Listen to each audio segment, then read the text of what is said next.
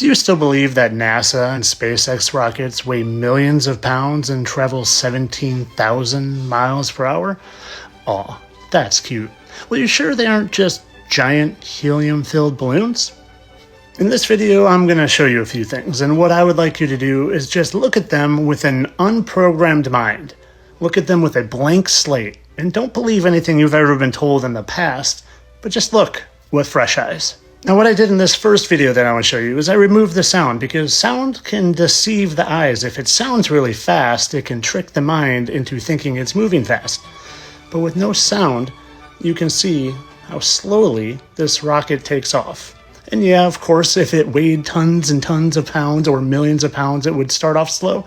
But I just want you to watch and notice that this isn't accelerating. It's continuing to just move at a snail's pace. Maybe at the pace of what a helium balloon would look like if all of a sudden it was let go.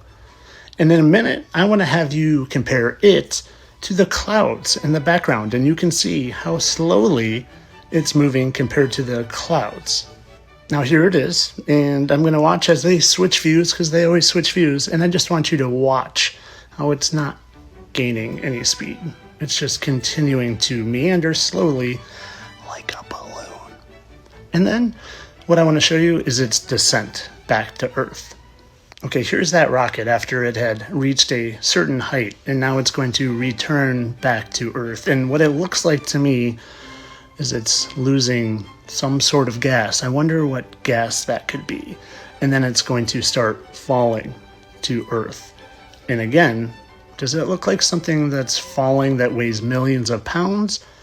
Or does it simply look like a helium balloon that has had some air let out of it and now is meandering slowly back to Earth?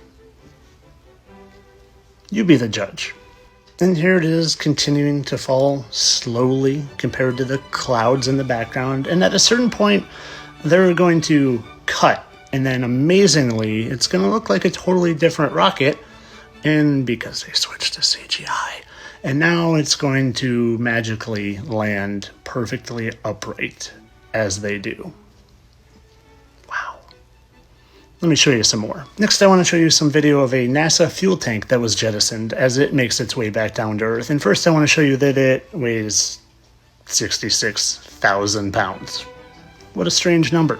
Now let's look at that 66,000 pound tank falling at free fall speeds.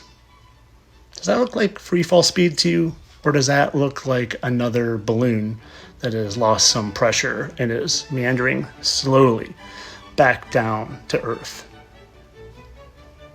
Like I said, look at this with unprogrammed, completely unprogrammed, fresh eyes.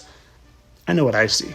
Now I simply want to point out this supposed multi-million pound aircraft having slight lift and then floating back down, up and down, up and down. Wow, I've never seen millions of pounds maneuver so easily.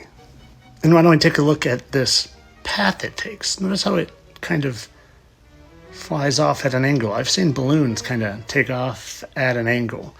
How does millions of pounds take off at an angle? Ask yourself these questions. And well, if you still just think I'm crazy and you're not convinced, have you ever seen this footage of this NASA rocket that looks like a balloon that had some air let out of it and collapses? Interesting. But they're the government. They would never deceive us with balloons. Oh, and by the way, do you know who the single greatest consumer of helium is in the entire world? That's right. A lot of people think it's for their satelloons, but I tend to think it's more for their fake rockets. I just want to leave you again with this final little lasting image of a rocket with some fake pyrotechnics underneath it, traveling at 17,000 miles per hour. Of course, this is all for entertainment purposes.